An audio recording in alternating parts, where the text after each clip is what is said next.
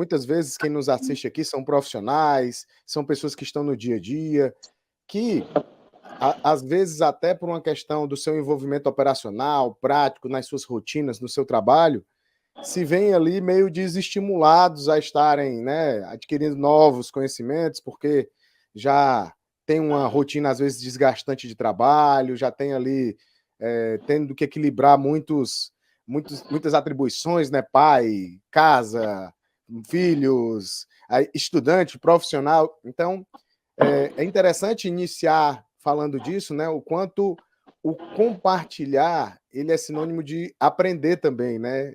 Quanto mais você entrega, mais você recebe também.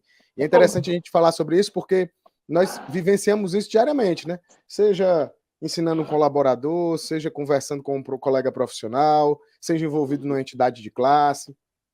E essa nossa discussão de hoje aqui, ela é super interessante porque ela foge do pragmatismo técnico que a gente vem discutindo aqui nos últimos dias, e eu achei super pertinente quando você trouxe essa provocação da gente falar sobre ética, falar sobre gestão de risco, falar sobre ceticismo profissional, porque muitas vezes essas questões são encaradas como secundárias. Exatamente. E eu, particularmente, as coloco num patamar de essenciais. Eu acho que não existe bom profissional se ele não for um ser humano ético, uma pessoa que saiba se relacionar.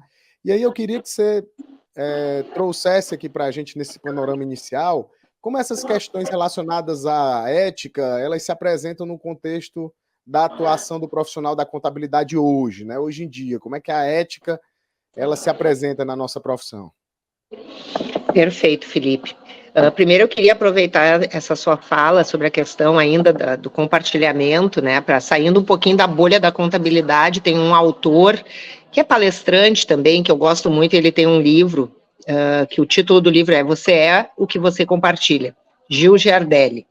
Talvez muitos de vocês já tenham assistido. Então, gosto muito desse título e do que ele significa para nós que estamos, né, sempre compartilhando conhecimento. Então, para falar um pouquinho da ética, e falar da ética na atualidade, porque a ética, ela pressupõe essa evolução de conduta, né, conforme a nossa conduta na sociedade vai modificando, às vezes evolui, às vezes involui, né, às vezes eu tenho minhas dúvidas até que ponto nós estamos evoluindo, né, talvez às vezes a gente evolui tecnicamente e involui enquanto pessoas, enquanto seres humanos, nos nossos comportamentos. E aí não dá para falar de evolução plena se nós não temos os fatores técnicos crescendo, né, se desenvolvendo, e os fatores comportamentais sendo negligenciados.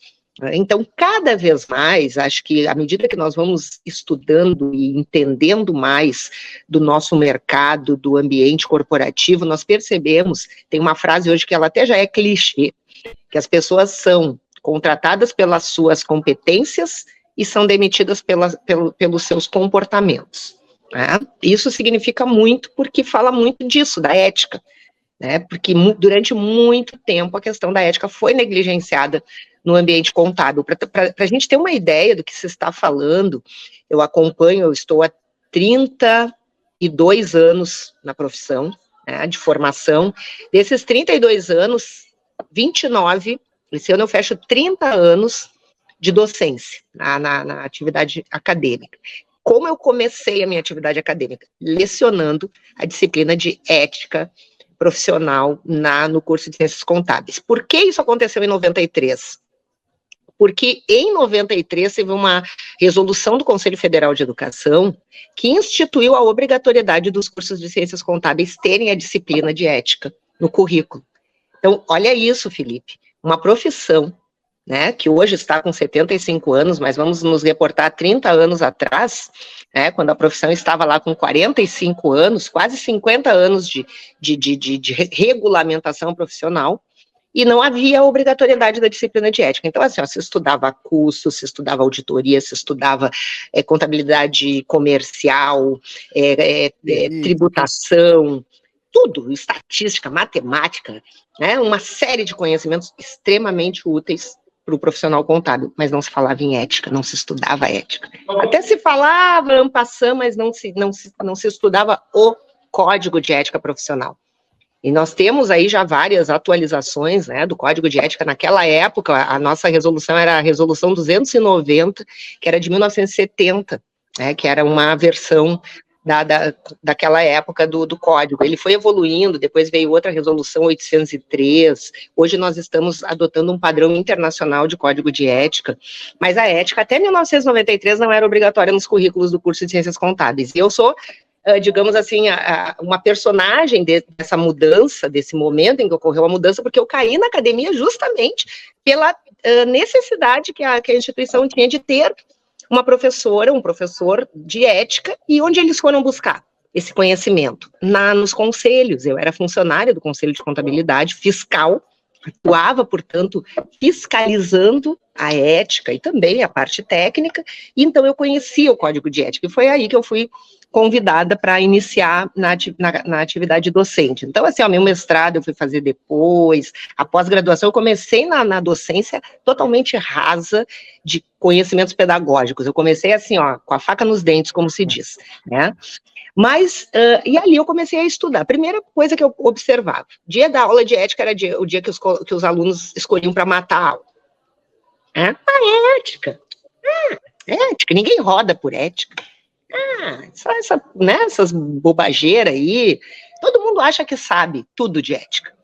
E a grande verdade é que não, a nossa ética profissional é complexa, Felipe. As pessoas não sabem que elas não podem fazer uma propaganda exagerada, que tu não pode sair dizendo tudo que tu quer, o que tu não quer, que tu não pode falar mal do teu colega, que tu não pode fazer concorrência desleal, né, que tu tem um padrão, tem que manter um padrão, até mesmo de cobrança de honorários, que não atinja, que não coloque o teu colega numa condição constrangedora perante os seus clientes ou potenciais clientes, que tu não pode sair assediando clientes dos colegas, e por aí vai uma série de coisas que as pessoas pensam que sabem, mas quando vão para o dia a dia do trabalho, elas cometem uma série de irregularidades, porque não sequer se deram o trabalho de ler o Código de Ética.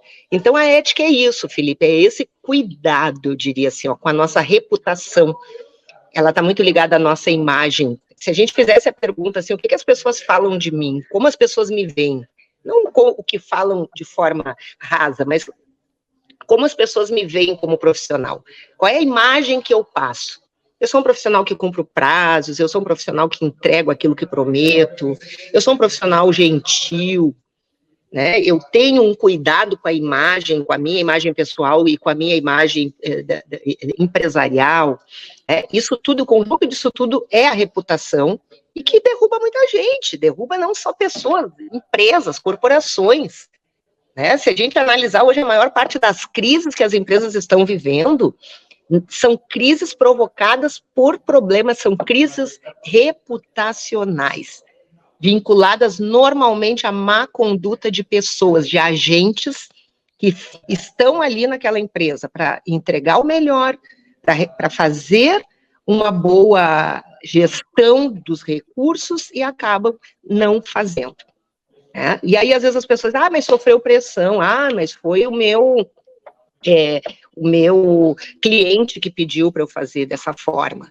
Né? E aí a gente entra no ceticismo. Aí é que é a atitude.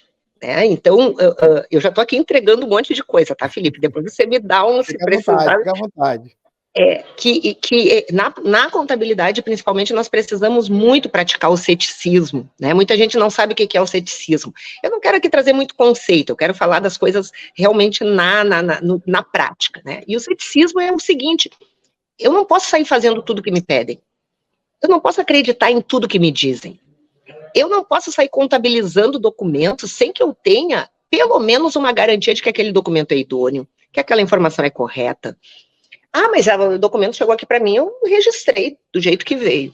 E aí você não desconfiou de um valor, que um determinado serviço poderia estar superfaturado, que o pagamento por uma determinada produto está completamente fora da realidade, e você, como profissional contábil, que tem um compromisso ético com a sua profissão e com a sua ciência, você não questionou.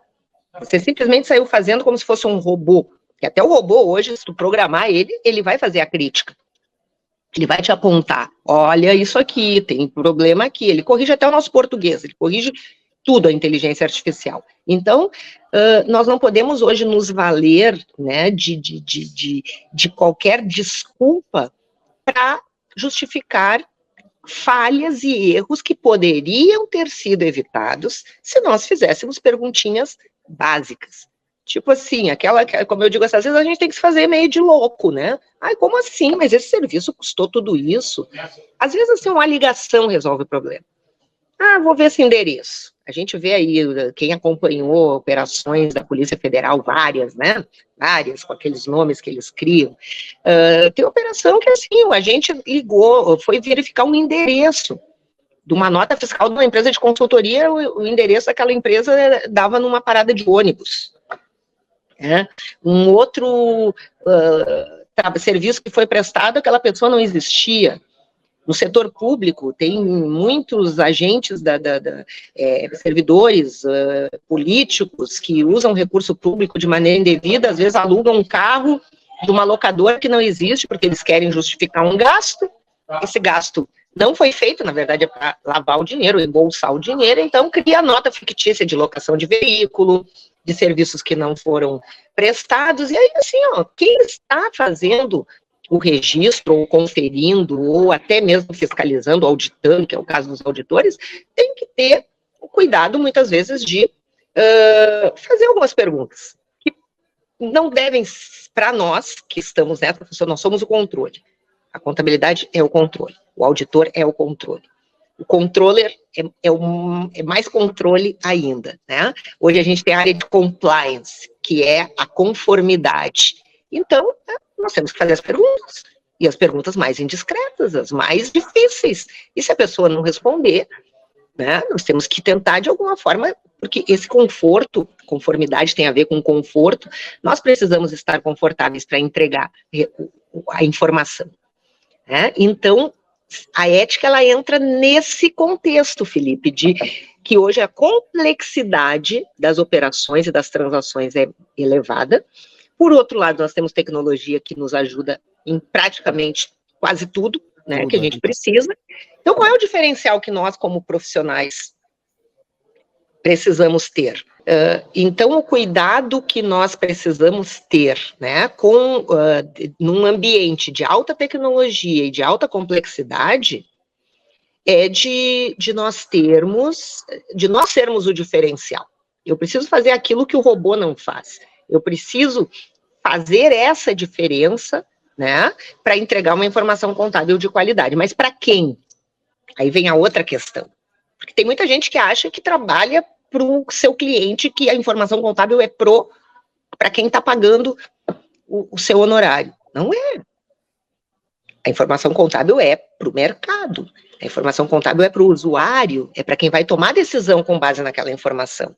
E num ambiente de mercado de capitais, de companhias abertas, ou a própria gestão pública, que também é para informar, né, a sociedade, embora nem sempre isso aconteça, né, eu preciso saber que aquela informação que eu estou produzindo, ela é uma informação para orientar tomada de decisão, e não são só os agentes internos que tomam decisões com base naquela informação, né? Os usuários externos. Isso está muito claro no framework, na nossa estrutura conceitual, está muito claro. A informação é para o usuário externo. Né? Ah, mas e o interno eu negligencio? Não.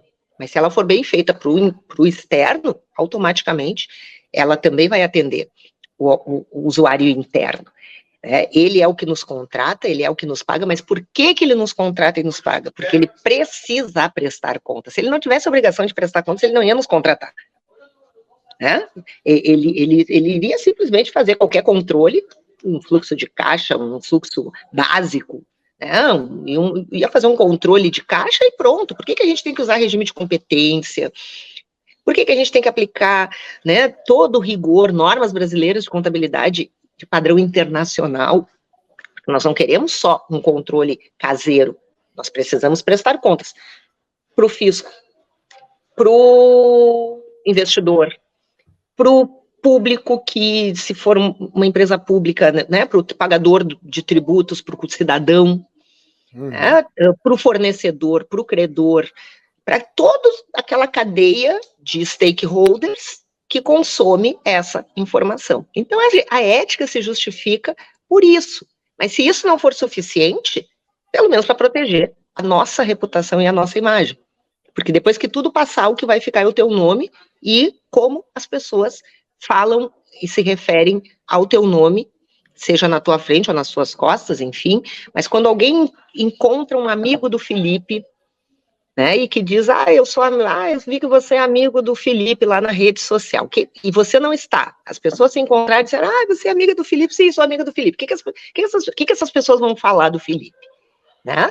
Então, eu quero que as pessoas falem o melhor, né, da reputação, da tua conduta, da tua referência profissional. E eu acho muito lindo quando eu ouço as pessoas falando de uma outra pessoa que não está presente naquele momento, e essas referências são positivas, né? Aliás, já posso te entregar aí um feedback, viu, Felipe, que o seu nome está sempre muito bem referido em todas as rodas.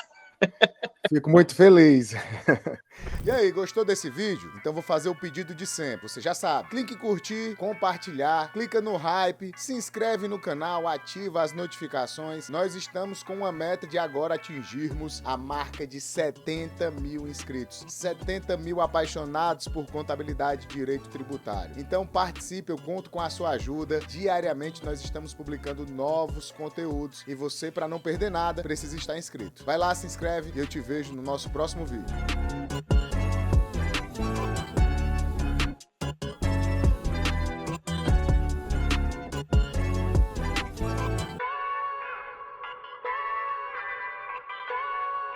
That's all.